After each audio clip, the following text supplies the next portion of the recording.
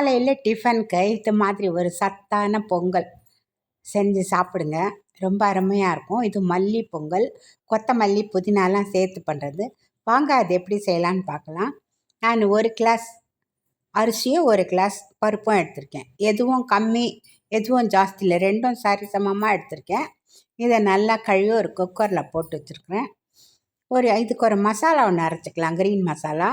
3 பச்சை மிளகாய் எடுத்திருக்கேன், 2 பிடி புதினா, 1.5 பிடி மல்லி எடுத்துருக்குறேன். இது எல்லாத்தையும் நல்லா மையாக அரைச்சிக்கலாம். இப்போ அந்த பொங்கலில் அரிசியும் பருப்பு போட்டிருக்கோம், அதில் கொஞ்சம் உப்பு போட்டு நல்லா கலந்து விட்டுக்கலாம். இப்போ நான் வந்து பச்சை மசாலா அரைச்சி கொண்டு வந்துட்டேன். அந்த மசாலாவையும் இதில் சேர்த்துடலாம். சேர்த்து இதையும் நல்லா கலந்து விட்டுருங்க.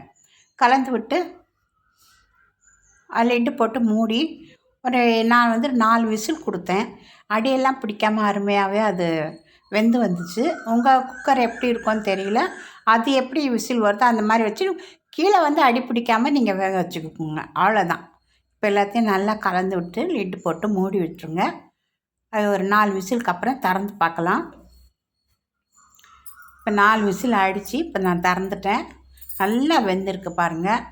இப்போ கரண்டி போட்டு நல்லா கலந்து விட்டுக்கலாம். கீழே அடிக்கடி எதுவுமே பிடிக்கல, ரொம்ப நல்லா வந்திருக்கு. இதை நல்லா நீங்கள் கலக்கணும். இந்த பாருங்கள், இந்த அரிசி வந்து அரிசியாகவே தெரியுது பாருங்கள். இது வந்து சாப்பாட்டு அரிசி, சாப்பாடு பண்ணுறோம்ல அந்த பச்சரிசி, அதனால் இப்படி இருக்குது.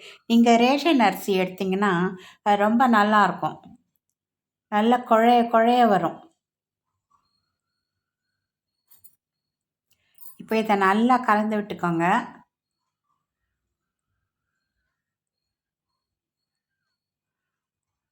இப்போ நம்ம இதில் என்ன சேர்க்க போகிறோம்னா, இதுக்கு தேவையான உப்பு சரியாக இருக்கான்னு இப்போ பார்த்துக்கிட்டு, உப்பு கம்மியாக இருந்தால் உப்பு சேர்த்துக்கலாம். உப்பு சேர்த்துட்டு ஒரு 1/2 கப்பு இதையும் நல்லா கலந்து விட்டுக்கோங்க. ஒரு 1/2 கப்பு நான் ரவை எடுத்திருக்கேன்.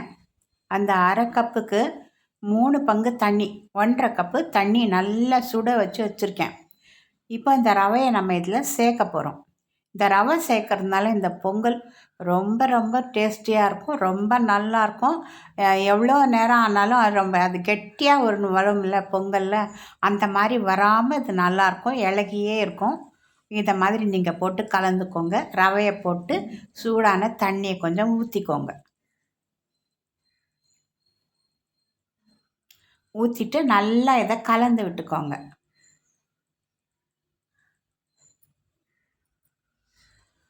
நல்லா கலக்கணும். இங்கே இந்த கலக்கிற வரைக்கும் பொங்கலும் சூடாக இருக்குது, அதில் ரவையை போட்டிருக்கோம், அதுக்கு மேலே நம்ம சுடு தண்ணியாக ஊற்றுறோம். இந்த பொங்கல் நல்லா அந்த ரவை வந்து நல்லா வெந்து அந்த பொங்கலோடு சேர்ந்து ரொம்ப ரொம்ப டேஸ்ட்டாக இருக்கும். நல்லா கலந்து விட்டுக்கோங்க. இப்போ இதுக்கு ஒரு தாளிப்பு கொடுத்துக்கலாம். நான் வந்து 4 ஸ்பூன் எண்ணெய் ஊற்றிருக்கேன், ஒரு 3 ஸ்பூன் நெய் ஊற்றிருக்கேன். நான் எப்போவுமே நெய் எண்ணெய் கலந்து தான் பொங்கலுக்கு போடுவேன். நான் நிறைய நெய் போட மாட்டேன், நிறைய நெய்னா சாப்பிட மாட்டாங்க, அதுக்காக நிறைய நெய் போட மாட்டேன், நிறைய எண்ணெய் தான் சேர்த்துப்பேன். இப்போ இதோட நெய் சேர்த்துட்டு சீரகம், மிளகு, இஞ்சி குட்டி குட்டியாக இஞ்சி நறுக்கி வச்சுருக்கேன், அதை போட்டுக்கலாம்.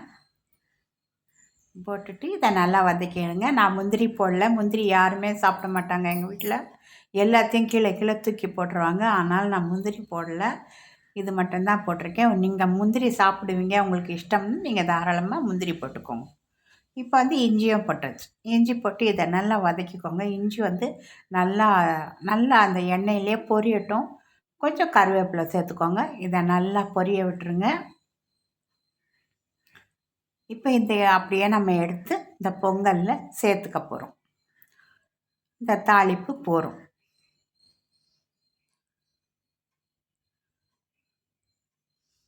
நான் இதில் ஒரு முக்கியமான ஒரு பொருள் இதில் சேர்க்கலைன்னா நான் கடைசியில் சேர்த்தேன்.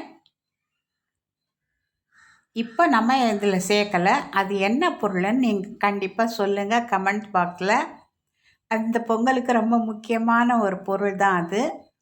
நான் வந்து இப்போ செஞ்சப்போ நான் அது செய்யலை. நான் அது எல்லாத்தையும் இறக்கிட்டு சூடாக இருக்கும்போதே நான் அதை கலந்துட்டேன். அது என்ன பொருள்னு கண்டிப்பாக நீங்கள் எனக்கு கமெண்ட் பாக்ஸில் சொல்லுங்கள், சரியா? இப்போ இந்த பொங்கலை நல்லா நம்ம கலந்து விட்டுக்கலாம். ரொம்ப நல்லாயிருக்கும். நல்லா வாசனை, புதினா கொத்தமல்லியோட வாசனை, இஞ்சியோட வாசனை செம்மையாக இருந்துச்சு இந்த பொங்கல். இந்த பொங்கல் நீங்கள் பச்சரிசி வேண்டாம்னு நினச்சிங்கன்னா நீங்கள் சிறுதானியத்தில் பண்ணிக்கலாம், இன்னும் பிரமாதமாக இருக்கும். இப்போ அதுக்கு ஒரு சட்னி பாருங்கள். அரை முடி தேங்காய், ஒரு 3 பச்சை மிளகாய், ஒரு பிடி வேர்க்கடலை, கொஞ்சம் உப்பு போட்டு அரைச்சாச்சு. அவ்வளோதான். சீரகம் கடுகு போட்டு தாளிச்சிடுறோம். அவ்வளோதான். இந்த சட்னியோட வேலையும் முடிஞ்சிருச்சு. சிம்பிளாக ஒரு சட்னி. இப்போ இந்த தாளிப்பை அப்படியே சட்னி அதில் கொட்டிக்கலாம். அந்த மிக்ஸி ஜார் கழுவி கொஞ்சம் தண்ணியை ஊற்றிக்கலாம். அவ்வளோதான். கட்டியாகவே இருக்கட்டும், ரொம்ப தண்ணி வேண்டாம். தொட்டு சாப்பிட நல்லாயிருக்கும். தண்ணி ஊற்றிட்டிங்கன்னா ஊற்றி தான் சாப்பிட்ணும். தொட்டு சாப்பிடுங்க, ரொம்ப நல்லாயிருக்கும். இப்போ சுட சுட பொங்கல் ரெடி ஆகிடுச்சி, சட்னி ரெடி ஆகிடுச்சி. பிடிச்சிருந்தா நீங்கள் இதே மாதிரி செஞ்சு சாப்பிடுங்க. ரொம்ப ரொம்ப நல்லாயிருக்கும். ரெண்டும் கலந்துருக்கு பாருங்கள். அரிசி, பருப்பு, ரவை 3மே கலந்துருக்குது. ஒரு வித்தியாசமான டேஸ்ட்டில் ரொம்ப ருசியாக இருக்கும் இந்த பொங்கல். பொங்கல் வேண்டான்னு சொல்கிறவங்களும் சாப்பிடுவாங்க. அஸ்ஸலாமு அலைக்கும் வரஹ்மத்துல்லாஹி வபரகாத்துஹு.